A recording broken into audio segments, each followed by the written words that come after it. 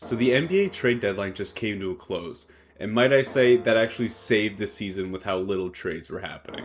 Because we had the Trey one earlier this year, and that was like really it.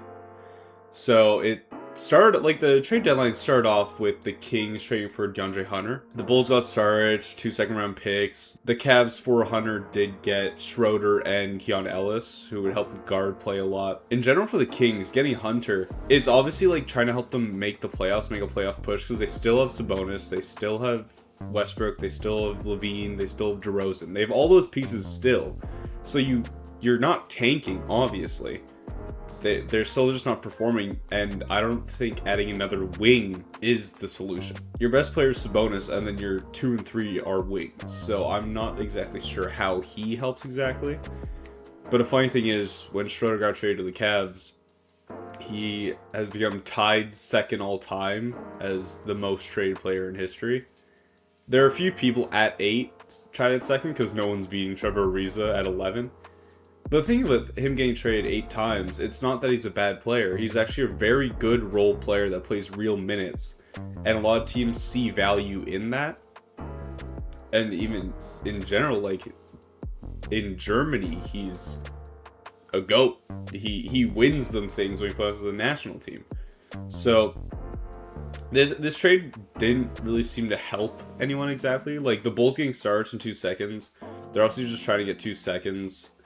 Throughout like this trade deadline, the Bulls are obviously like tanking again. They're not trying to really do anything. But right after that, there was another 3-team trade, which included the Pistons, Bulls again, and Wolves.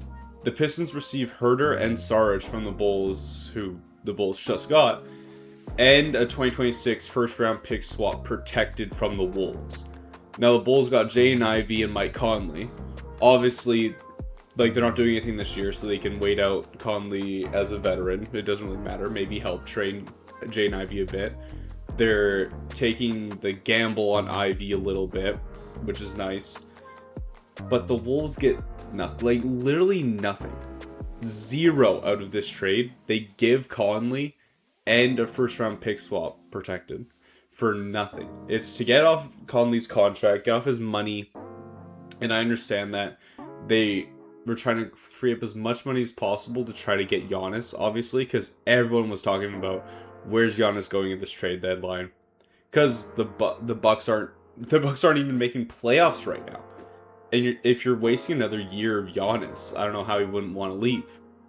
But then at 9 a.m. this morning, he comes. They as an organization come out and say, we're not trading Giannis. He's not going anywhere. So all those teams that were freeing up space a few days before the deadline was over get shafted because apparently Giannis isn't on the market anymore. And we can assume that it's no one made good enough like packages for him. But I can't help but not agree with that because there's no shot the Knicks couldn't or didn't put in Cat, Bridges, and a first-round pick or 2 into it. That's a pretty good deal for Giannis.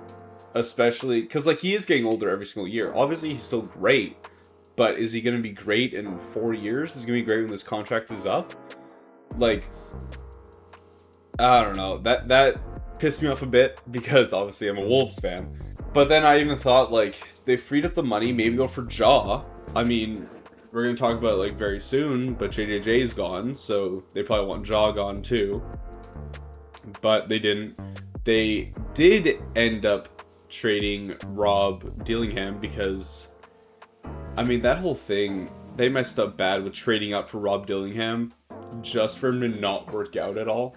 I mean, he barely got play time. He obviously is not like NBA ready.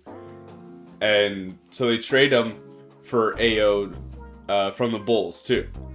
I love that we finally have a point guard. But in the Mike Conley trade initially, reports came out that the Wolves could have got Kobe White. And I believe, obviously, Kobe White is a better point guard than Ayo. But at least we have a true point guard and a pretty good one at that. Like, Ayo actually is very decent. So I really hope that works out. But yeah, like, again, if we're given Mike Conley and a first-round swap, how do we not get Kobe White? So this next one is the first huge one that we saw. It was JJJ going to the Jazz. It was JJJ and a few other players for some guys back to kind of make salaries match, and also 3 first-round picks on top of that.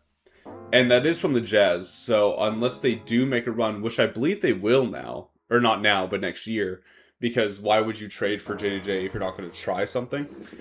So the front court of Lauri Markkanen, Walker Kessler, and JJJ is an insane defensive lineup.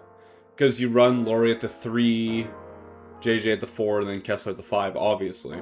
And in general, having that defense with Keontae George at point and then Ace Bailey at the 2, their future looks freaking amazing now, actually.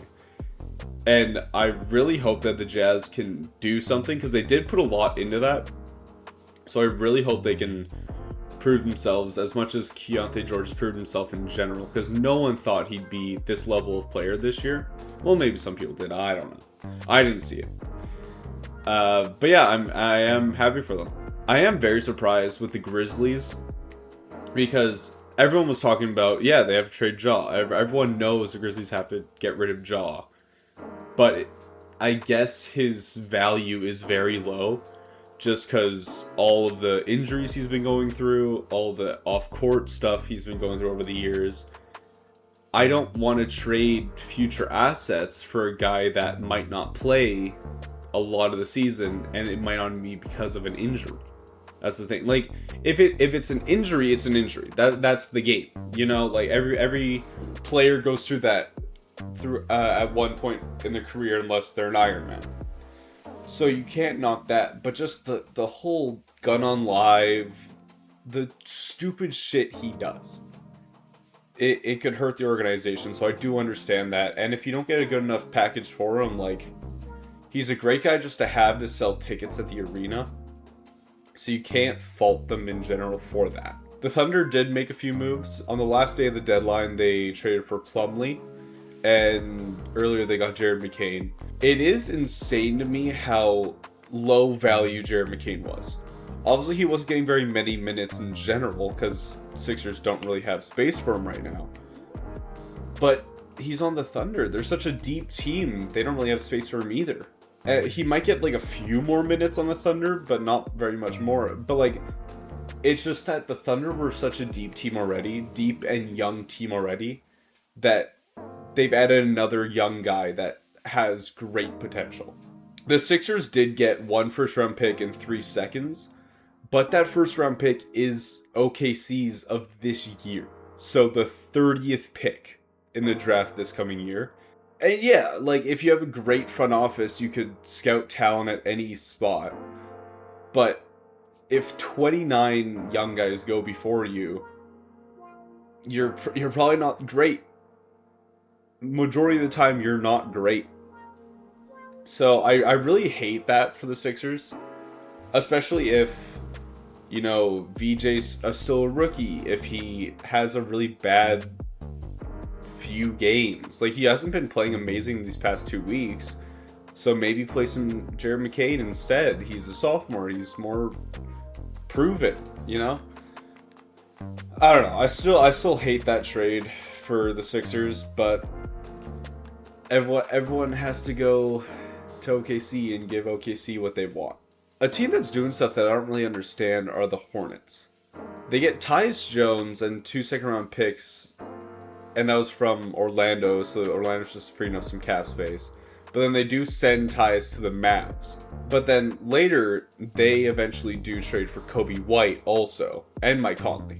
So that the Wolves trade kind of started this up. And they gave away Sexton and Yang and 3 second-round picks for that. Over the entire deadline, they got 3 guards and then traded 2 because Tyus got traded. So you still have 1 extra guard. And obviously Mike Conley won't get minutes. But are they parting with LaMelo soon? Are they trying something new? Like, are they going to try a full rebuild again with Con? Maybe next year they're going to try trade away a lot more, because obviously LaMelo and Bridges is not working. So I don't hate in general next year if they trade LaMelo, trade Bridges, get a bunch of value for all of it. Because, yeah, LaMelo has been injured quite a bit, but he's still an all-star caliber player when he does play. And Bridges in general, he's a very consistent guy. As long as he doesn't beat his girlfriend, he's great. You can't hate him except for the allegations that are true. So, yeah, I just don't love what they've been doing in this trade deadline. But again, they'll figure it out. I mean, maybe not. They're a bad organization, so who knows what's going to go on with them. The second actual big trade of the deadline was Harden to the Cavs for Garland and a second round pick. It is kind of crazy because, like, obviously Harden's been much better than Garland this year, but Garland's younger, and the thing with Harden is that when you get him, who knows, next year he might be asking for a trade again. His value has gone so far down because of how cancerous he is to the actual team, with how quickly he will ask for a trade out of a place, or the manner of how he asked for that trade. So I'm really hoping that the Cavs can figure it out, because they did just get Keon Ellis and Schroeder from the Kings, and they also get Harden. So that guard rotation is very thick. Obviously, it's the bench rotation for Schroeder and Keon Ellis, so I do like that. And then have Harden and Mitchell starting. And in general, I just like how Mitchell doesn't have to do everything anymore, especially in guard play. So, you know, I don't hate it. Harden's still a great player, but we'll have to pray that he doesn't do what he does on every single team he's been on since the Rockets. Speaking of the Clippers, though, they did end up trading Zubac in the last, few hours of the trade deadline. They traded Zubac away for Mathurin. And I love that, actually. If they're fully ready to part ways with Harden, go into a full rebuild, get a young guy like Mathurin, I love that. My thing is, you still have Kawhi. I'm assuming they were shopping him, and then just because of his injury concern, he wouldn't get traded, but he's also having one of the best scoring years of his life. So if you can't trade him now, when can you really, ever trade him? But yeah, I was even thinking, a great trade destination for Kawhi might have been the Warriors. You trade Jimmy, obviously. He's hurt. You trade Jimmy. Clippers are going to do a rebuild, so if he's out for a year, they're completely fine with that.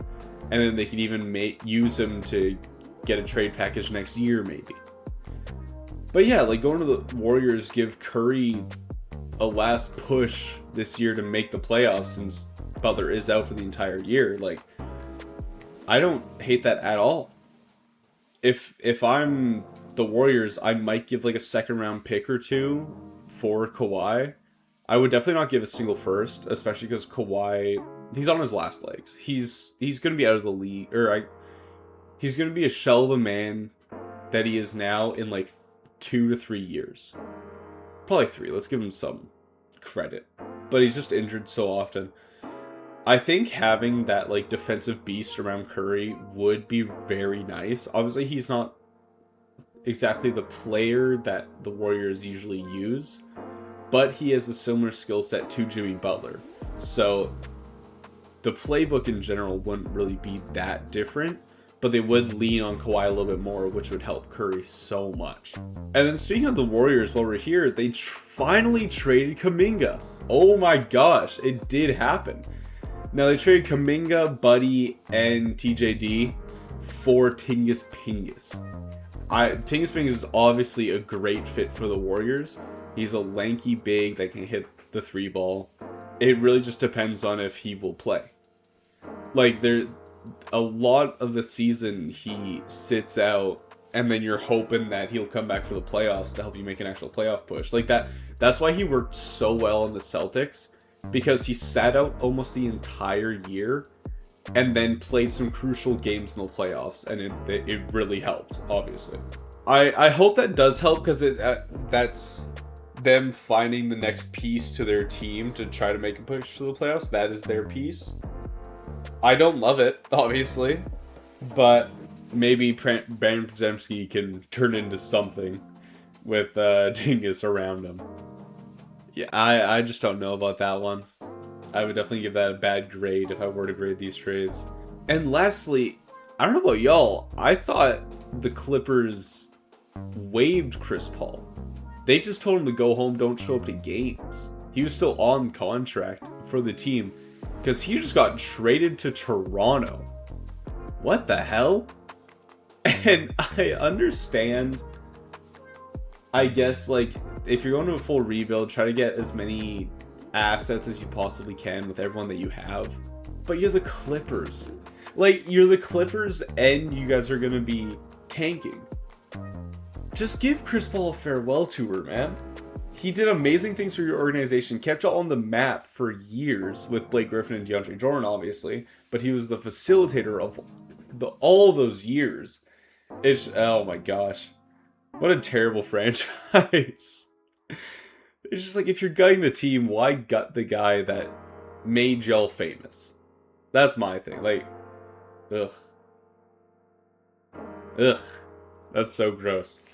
But yeah, honestly, this trade deadline really clutched up. Because throughout the entire season, we've had like almost no trades. Again, that Trey one earlier. But that was the only trade that was happening. So all of these teams in the past like 5 days doing all these things, it was amazing to see. And just like hanging out with my friends, like looking at my phone, Jaren Jackson Jr. got traded, hello? And just like talking about it. Like, that's one of the best parts of basketball, is just like reacting to trades and then also seeing how these people fit on new teams. I'm very happy how the deadline did turn out, except for Giannis. Honestly, starting to hate that guy, especially with how much he talks about he's unhappy and then, oh no, it's fine. Make up your fucking mind. But hey, I'm personally butthurt about that. Don't gotta worry. Thank you so much for watching. That was my trade deadline analysis, and I will see y'all by the All-Star break.